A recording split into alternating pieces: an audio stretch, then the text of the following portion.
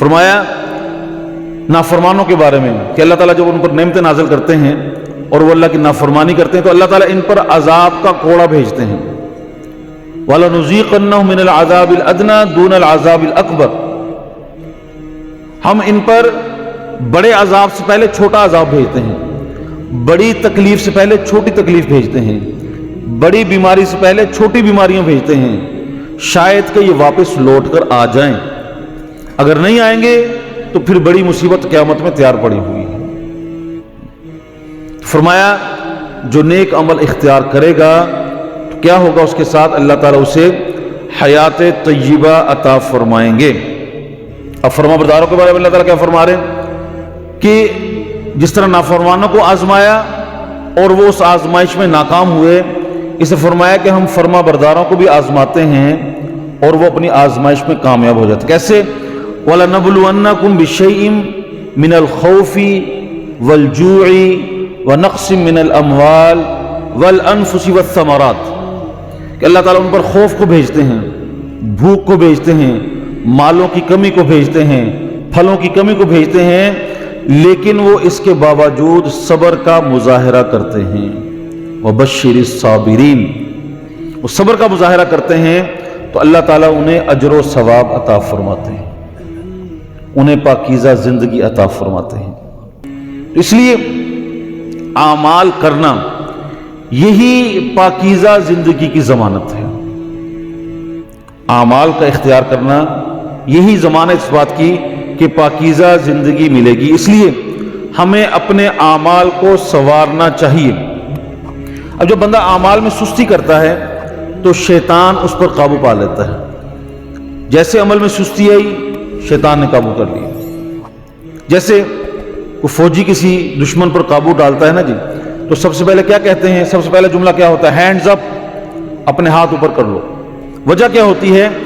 اگر اس کے پاس کوئی ایسا ہتھیار ہے یا کوئی ایسی چیز ہے جو مجھے نقصان پہنچا سکتی ہے، میں سب سے پہلے اس کو اس سے خالی کروں، پھر اس کو پکڑوں۔ بعینہ، جب شیطان کسی پر قابو پاتا ہے جیسے اسے اعمال سے غافل دیکھتا ہے اس پر قابو پا لیتا ہے۔ فلما نسوا ما ذکروا بہ، جیسے ہی وہ اللہ کی یاد سے غافل ہوئے شیطان ان پر قابو پا لیا۔ استحوذ علیہم الشیطان، شیطان ان پر قابو ڈال لیتا ہے، ان کو قابو میں کر لیتا ہے۔ اب جب شیطان کے قابو میں آ گیا اب شیطانی عمل کرے گا، اب وہ نیک عمل تو نہیں کرے گا نا۔ تو حضور نبی کریم صلی اللہ علیہ وسلم نے شیطان کے وار سے بچنے کے لیے چھوٹے چھوٹے، ہماری نظر میں چھوٹے چھوٹے نسخے ہیں لیکن بڑے اہم نسخے ہیں اگر ان کو عمل میں لے آئیں۔ فرمایا کہ جب بندہ کھانا کھانے کے لیے بیٹھے تو اسے چاہیے کہ بسم اللہ الرحمن الرحیم پڑھ لیا کر، اور بھی دعائیں آتی ہیں بسم اللہ وعلی برکت اللہ، یعنی بسم اللہ پڑھ لیں۔ اس سے کیا ہوگا؟ شیطان اس کھانے میں اس کے ساتھ شامل نہیں ہوگا۔ اب جب شیطان شامل نہ ہوا شیطانی اثرات سے محفوظ ہو گیا، لیکن اگر بسم اللہ نہیں پڑھی تو شیطان اس کھانے میں اس کے ساتھ شامل ہو گیا۔ اب شیطانی اثرات اس کھانے میں شامل ہوئے اور وہ کھانا اس کے اندر گیا، اس سے جو طاقت آئی وہ شیطانی عمل میں ہی لگے گی، وہ شیطانی عمل میں لگے گی۔ اس لیے آپ نے دیکھا ہوگا جو بہت زیادہ کھانے پینے والے لوگ ہیں نا جی، شیطانی عمل بھی وہی کرتے ہیں زیادہ، شیطانی عمل بھی زیادہ وہی کرتے ہیں۔ تو اس لیے فرمایا جو بسم اللہ الرحمن الرحیم پڑھ لیتا ہے۔ اچھا، بہت زیادہ بھوک بھی کسے لگتی ہے؟ یہ بھی نقطہ ہے، جو بسم اللہ پڑھنی بھول جاتا ہے۔ کیوں؟ شیطان شامل رہا، آدھا کھانا تو وہ کھا گیا، اس کا اس کے حصے تو آدھا ہی ہے نا۔ ظاہراً نظر آ رہا ہے کہ اس نے کھانا زیادہ کھایا لیکن حقیقت میں شیطان اس کے ساتھ شامل تھا۔ حضور نبی کریم صلی اللہ علیہ وسلم کی مجلس میں ایک صحابی بیٹھے ہوئے کھانا کھا رہے تھے، تو کھانے سے پہلے بسم اللہ پڑھنی بھول گئے، تو ان کو درمیان میں یاد آیا تو انہوں نے پڑھا بسم اللہ اولہ و آخرہ۔ جیسے انہوں نے یہ پڑھا تو حضور نبی کریم صلی اللہ علیہ وسلم مسکرا دیے۔ یا رسول اللہ آپ مسکرائے کیوں؟ فرمایا کہ میں نے دیکھا کہ یہ شخص کھانے سے پہلے بسم اللہ پڑھنی بھول گیا تھا تو شیطان اس کے ساتھ بیٹھ کر کھا رہا تھا، جیسے اس نے بسم اللہ درمیان میں پڑھی شیطان نے جو کھایا تھا وہ کیا کیا اور بھاگ گیا۔ اس لیے عمل ظاہراً چھوٹا سا نظر آتا ہے، کھانے سے پہلے ہم بسم اللہ بھول جاتے ہیں، بھوک ایسی لگی ہوتی ہے کہ بسم اللہ بھول جاتی ہے، لیکن بسم اللہ پڑھنا ایسے برکت کا باعث ہے، جو بسم اللہ پڑھ کر کھانا کھاتا ہے شیطان اس کھانے کے قریب نہیں آتا۔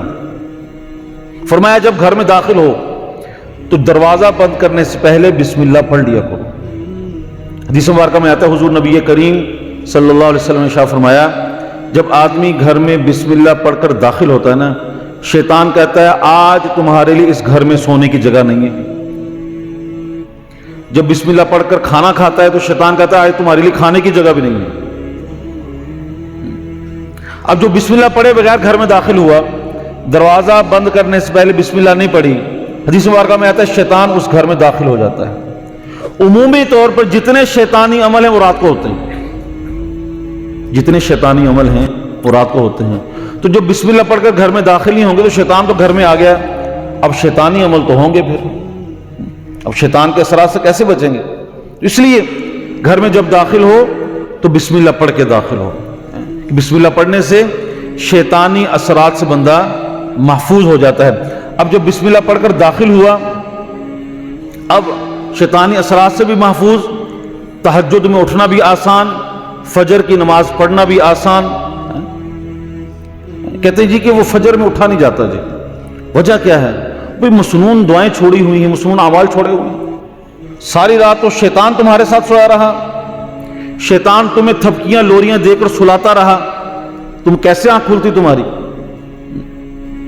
حدیث مبارکہ میں آتا ہے جو آدمی فجر کی نماز میں نہیں اٹھتا شیطان اس کے کان میں پیشاب کر دیتا ہے، یعنی اپنے اثرات اس کے اندر منتقل کرتا ہے۔ بعض نوجوانوں سے کل ایک نوجوان سے ملاقات ہوئی تو کہنے لگا جی صبح فجر میں نہیں اٹھا جاتا، جی بڑا مشکل ہوتا ہے۔ وجہ کیا ہے؟ کہ ہم اعمال کو اختیار نہیں کرتے، اعمال سے دور ہیں۔ اگر عمل کو اختیار کریں تو اس کی ثمرات، اس کی برکات کو دیکھیں۔ پھر فرمایا جب آدمی بیت الخلاء میں داخل ہوتا ہے تو بیت الخلاء میں داخل ہونے سے پہلے بسم اللہ پڑھ کر داخل ہو تو شیطان اندر داخل نہیں ہوتا اس کے ساتھ، اور جو بسم اللہ پڑھے بغیر داخل ہوتا ہے حدیث مبارکہ میں آتا ہے کہ شیطان اس کے ساتھ بیت الخلاء میں داخل ہوتا ہے اور اس کی شرمگاہ کے ساتھ کھیلتا ہے، پھر اس کے اندر شہوانی جذبات پیدا ہوتے ہیں، پھر برے خیالات آتے ہیں۔ اس لیے فرمایا جب بیت الخلاء میں داخل ہو تو بسم اللہ پڑھ کر داخل ہو۔ فرمایا جب کپڑے اتارو اور کپڑے پہنو تب بھی بسم اللہ پڑھو، کپڑے اتارتے وقت، کپڑے پہنتے وقت بسم اللہ پڑھو۔ اگر تم ایسا کرو گے تو شیاطین اور جن تمہیں نہیں دیکھ سکیں گے۔ لوگ عمومی طور پر شکایت کرتے ہیں جی ہمارے اوپر آسیب ہو گیا، یہ عورتیں تو بہت شکایتیں کرتی ہیں اس وقت، آسیب ہو گیا، جادو ہو گیا۔ وجہ کیا ہے؟ ہم کپڑے اتارتے اور پہنتے وقت بسم اللہ پڑھتے ہی نہیں۔ اب جو بسم اللہ نہیں پڑھیں گے تو شیطان دیکھے گا اور اپنے اثرات مرتب کرے گا، اس پر اپنے اثرات ڈالے گا۔ اس لیے کپڑے اتارتے وقت اور کپڑے پہنتے وقت مسنون دعائیں بھی منقول ہیں بہت ساری، لیکن کم از کم بسم اللہ پڑھے۔ بسم اللہ پڑھنے سے کیا ہوگا؟ شیطانی اثرات سے محفوظ کر دیا جائے گا۔ فرمایا جب میاں بیوی آپس میں ملاقات کریں تو ملاقات سے پہلے بسم اللہ پڑھیں، دعائیں باقاعدہ منقول ہیں۔ بسم اللہ اللہم جنبنا الشیطان وجنب الشیطان ما رزقتنا۔ فرمایا اس دعا کے بارے میں حضور نبی کریم صلی اللہ علیہ وسلم شاہ فرمایا جو اس دعا کو پڑھ لیتا ہے اگر اس ملاقات سے حمل ٹھہر گیا وہ اولاد شیطانی اثرات سے محفوظ کر دی جائے گی۔ کہتے ہیں جی بچے افلاطون بنے ہوئے ہیں، کہنا نہیں مانتے، نافرمان ہو گئے ہیں۔ وہی کبھی مسنون اعمال کو اختیار ہی نہیں کیا ہم نے، جو اولاد ہوگی وہ نافرمان ہی ہوگی۔ جس اولاد پر شیطانی اثرات ہوں گے وہ نافرمان ہوگی۔ اس لیے مسنون اعمال کو اختیار کرنا، جو اعمال کو اختیار کرتا ہے پاکیزہ زندگی اسی کے لیے ہی ہے، اسی کے مقدر میں ہے، اور جو اعمال کو اختیار نہیں کرتا اس کے لیے پریشانیاں اور مصیبتیں ہیں، اس کے لیے مصائب اور مسائل ہی ہیں۔ وہ یہ نہیں کہہ سکتا کہ میرے اوپر پریشانیاں کیوں آئی ہیں، کیونکہ اس نے اعمال کو چھوڑا ہوا ہے، اعمال کو ترک کیا ہوا ہے۔ تو فرمایا جو اچھے اعمال کو اختیار کرے گا تو ہم اسے پاکیزہ زندگی بھی عطا فرمائیں گے اور اس کے لیے اجر و ثواب کا بھی وعدہ ہے۔ جو اعمال کو اختیار کرے گا اور جو اعمال کو ترک کرے گا، دنیا میں بھی اس کے لیے پریشانیاں، مصیبتیں اور مصائب، اور قیامت میں بھی اس کے لیے مصیبتیں اور پریشانیاں۔ ایک حدیث ہے، حدیث تو لمبی ہے، بھی ہمارا وقت بھی ختم ہو رہا ہے، ایک بات سنا کر انشاءاللہ بات ختم کرتا ہوں کہ حضور نبی کریم صلی اللہ علیہ وسلم نے فرمایا کہ مجھے اللہ تعالیٰ نے قیامت کے دن کے جو عذابات ہیں وہ دکھائے۔ اس روایت کو حضرت علامہ ابن کثیر نے بھی بیان فرمایا۔ حضور نبی کریم صلی اللہ علیہ وسلم نے ارشاد فرمایا کہ میں نے دیکھا کہ ایک نوجوان ہے، اس کی طرف اللہ کا قبر کا عذاب بڑھ رہا ہے، اس کی طرف قبر کا عذاب اس کی طرف بڑھ رہا ہے، لیکن اچانک سے وضو سامنے آیا، اس کو عذاب سے بچا لیا۔ وہ وضو اچھے طریقے سے کرتا تھا، تو مسنون طریقے سے وضو کرنا یہ اللہ کے عذاب سے بچانے والا ہے۔ مسنون طریقے سے وضو کرنا اللہ کے عذاب سے بچانے۔ اب وضو سے پہلے استنجا ہے، طہارت ہے، طہارت اچھے طریقے سے۔ حضور نبی صلی اللہ علیہ وسلم کے ایک بڑے مقرب صحابی حضرت سعد رضی اللہ تعالیٰ عنہ، جب حضور نبی کریم صلی اللہ علیہ وسلم نے ان کو قبر میں اتارا تو حضور نبی کریم صلی اللہ علیہ وسلم ایک دم سے آپ نے جو ہے استغفار کیا اور دعا کی۔ صحابہ نے پوچھا یا رسول اللہ کیا وجہ ہے؟ آپ نے فرمایا کہ سعد کی قبر نے اس کو بھینچا، سعد کی قبر نے اس کو بھینچا۔ وجہ کیا تھی کہ یہ بکریاں چرایا کرتے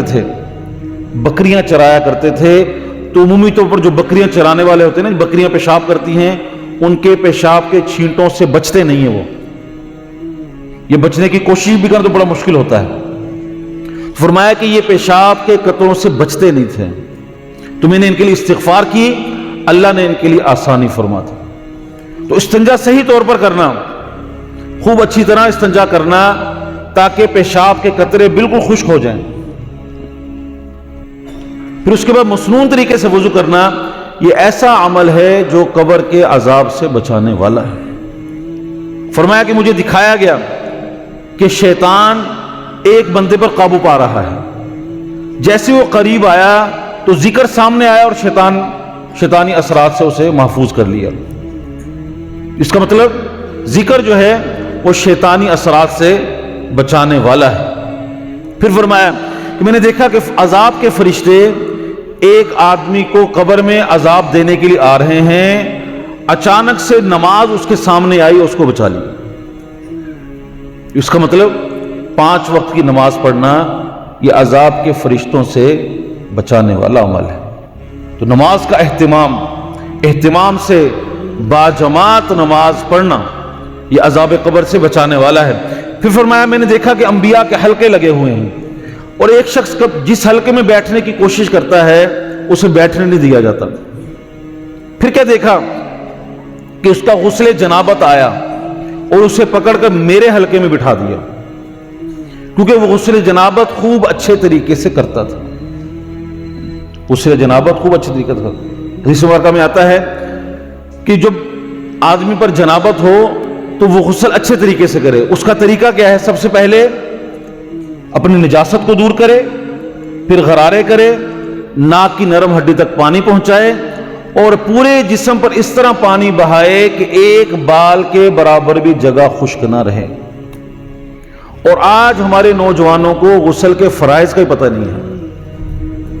وہ کہتے ہیں ہم تو صرف نہاتے ہیں جی، ہمیں غسل کے فرائض کا کوئی پتہ نہیں۔ اب جس کا غسل ٹھیک نہیں اس کا کوئی عمل بھی ٹھیک ہی نہیں، وہ تو جنبی حالت میں پھر رہا ہے۔